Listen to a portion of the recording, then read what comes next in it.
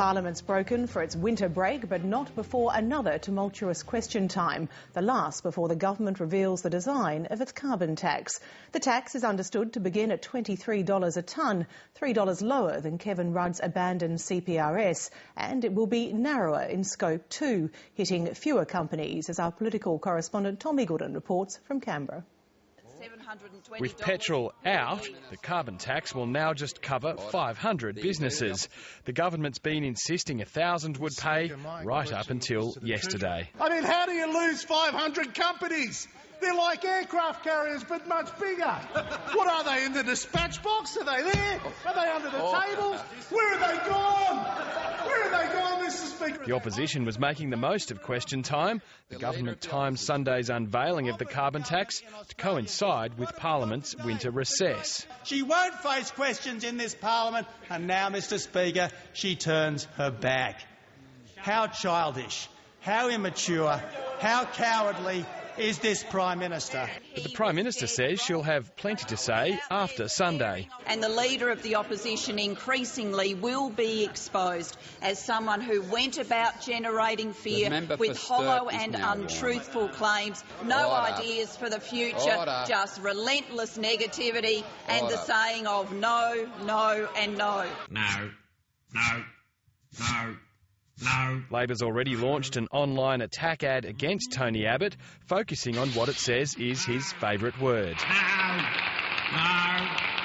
No. But the government's also been under attack from a group of its own backbenchers who pushed for a ban on the live cattle trade with Indonesia. What we're saying is that we have serious concerns about the resumption of the trade. They want stunning to be made compulsory in Indonesian abattoirs, but the Prime Minister's already squashed that idea. Australian standards do not mandate the use of stunning. From cattle to carbon tax, it's been a tough year so far for the Speaker of the House. Order! Harry Jenkins has battled to keep order during bitter debate. Members may not have heard of the HGI, the Harry Grumpiness Index, but it's very high. And the index got higher today when Labor backbencher Joel Fitzgibbon catcalled Julie Bishop. There was an incident during the Deputy Leader's speech that if I knew who the culprit was, order! You can point your fingers all you like. I think it is very important that you look to the tapes to find out who made that cat call. I think it is Order. an The member for Higgins will resume. slur. We all know who it was. The press gallery know who it was. And I would invite him to apologise to the House. I believe there were a number of interventions from this part of the House during that provocative speech from the Deputy Leader of the Opposition, and I do a catch-all apology for any that I may have made. Labor members complained when a Liberal senator catcalled Penny Wong earlier this year. Oh, yes. Why don't you meow when a woman does that?